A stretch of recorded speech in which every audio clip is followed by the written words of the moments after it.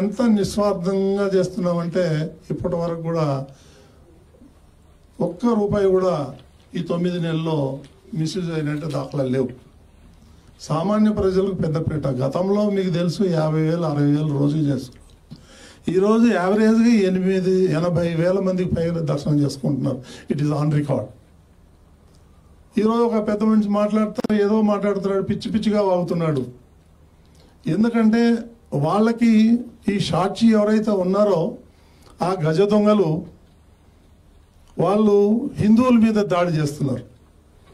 మనమేమన్నా Jerusalem గురించి మాట్లాడుతున్నామా, లేకపోతే Vatican city గురించి మాట్లాడుతున్నామా? మాట్లాడట్లేదు కదా. వాళ్ళు ఎందుకు హిందూ దేవాలయం మీద, తిరుపతి మీద ఎందుకు టార్గెట్ చేస్తారు? జగన్మోహన్ రెడ్డి కానీ, భారతి రెడ్డి కానీ, కరుణాకర్ రెడ్డి కానీ వీళ్ళందరూ ఎవరు?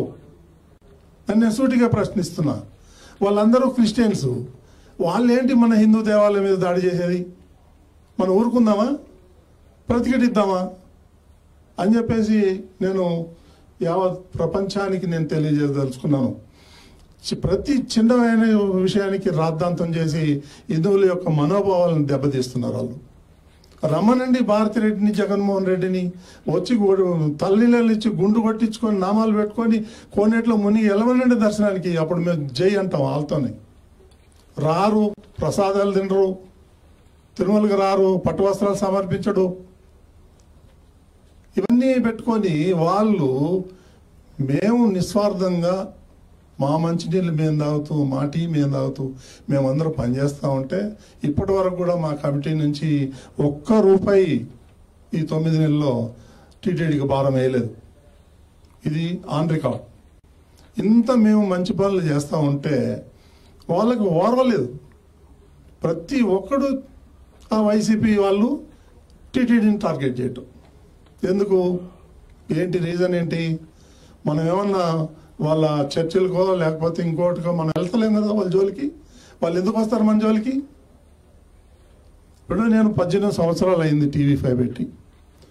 18 సంవత్సరాల్లో టీటీడీకి వ్యతిరేకంగా ఒక స్క్రోలింగ్ కానీ ఒక వార్త కానీ వేల. ఎందుకు? వెంకటేశ్వర స్వామి కలియుగ ప్రత్యక్ష దైవం, ఆయన మా దేవుడు, మేము ఆరాధన చేసుకుంటాం. ఏదో చిన్న చిన్న పరిపాలనలో లోపాలు జరుగుతుంది, మేము సరి చేసుకుంటాం. అంత మాత్రాన మా దేవుడిని మేమేచ్చి రోడ్డు మీద పడాలనుకునే ఉద్దేశం మాకు లేదు. మేము చెయ్యం. అదేవిధంగా వేరే వాళ్ళు కూడా చేయాలని చెప్పి కోరుకుంటున్నాం. మేము తప్పు చేస్తే ఎత్తి చూపించండి.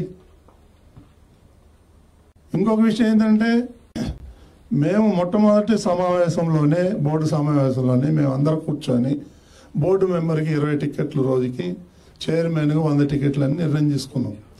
నేను ఏనాడు కూడా 100 టికెట్లు వాడలేదు, సగమే వాడతా. ఎందుకంటే నేను అర్ధరాత్రి పూట క్యూ లైన్ లేకపోతే అక్కడ ప్రజలు పడే బాధలు వర్ణనాతీతం. చిన్న చిన్న చంటి పిల్లలు వేసుకొని 20 గంటలు 22 గంటలు వాళ్ళు క్యూ లైన్లో ఉండి చాలా ఇబ్బందులు పడుతున్నారు. అది చూసి నాకు బాధేసి ఒక విఐపి వెళ్ళి దర్శనం చేసుకొచ్చే లోపల 25-30 మంది సామాన్య భక్తులు దర్శనం చేసుకుంటారు. అది నా కాన్సెప్ట్. ఒక్కొక్క రోజు 95,000 మంది దర్శనం చేసుకుంటున్నారు. సామాన్యులు మేము వేసినట్టు పెద్ద పీట. చంద్రబాబు నాయుడు గారు ఎప్పుడు సామాన్యులకు ఇవ్వండి, సామాన్యులకు ఇవ్వండి అని. మేము విఐపిని కల్చర్ స్లోగా తగ్గించేసి మేము సామాన్య భక్తులు పెద్ద పెట్టేస్తుంటే ఈరోజు ఒక పెద్ద మనిషి మీటింగ్ పెట్టి ఏదో పిచ్చి పిచ్చిగా మాట్లాడుతున్నాడు. నేను చెప్తున్నా, నువ్వు ఎవరితోన్నా పెట్టుకో, బీఆర్ నాయుడుతో పెట్టుకుంటే మాత్రం మర్యాదగా ఉండదు. నా గురించి మీకు తెలియదు. నేను ఎంతకైనా తెగిస్తాను. తప్పు చేస్తే చెప్పండి, చొక్కా పట్టుకొని అడగండి, మేము సమాధానం చెప్తాం. ఇప్పటి వరకు ఒక్క చిన్న పొరపాటు కూడా చేయలేము మేము. అది నేను గర్వంగా చెప్పుకుంటాను. పిచ్చి పిచ్చి మాటలు మాట్లాడుతున్నారు, వింటున్నాం కదా అని చెప్పేసి మా మీద దాడి చేస్తారు. నా మీద దాడి చేయి, పర్వాలేదు, నేను ఛాలెంజ్ చేస్తా. కానీ వెంకటేశ్వర స్వామి మీద అడ్డం పెట్టుకుని ఎందుకు దాడి చేస్తారు? ఇక వేరే గుళ్ళు లేవా? వేరే ప్రార్థనా మందిరాలు లేవా? ఎందుకు టీటీడీ మీద పడతారు మీరు? దీనికి ఒక చిన్న ఎగ్జాంపుల్ చెప్తా మీకు. ఏదైతే సిమ్స్ హాస్పిటల్ ఉందో అది నష్టాల్లో నడుస్తుంది కొన్ని ఏళ్ల నుంచి. 2022లో ఇదే జగన్మోహన్ రెడ్డి ఈ క్రిస్టియన్ మేధావి టీటీడీకి అంటగట్టాడు. దానికి ఇప్పుడు 140 కోట్ల సంవత్సరానికి గుడ్డి డబ్బులు పోతున్నాయి.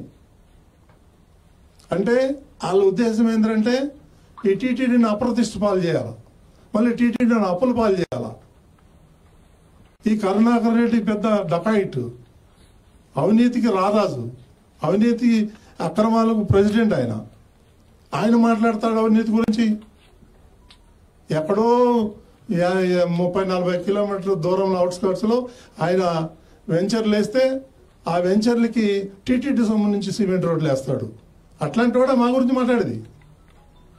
పెద్ద గజ దొంగ. వెళ్తాయి టీటీఆర్ బాండ్లో, పోతారు లోపలికి జైల్లోకి వీళ్ళందరూ.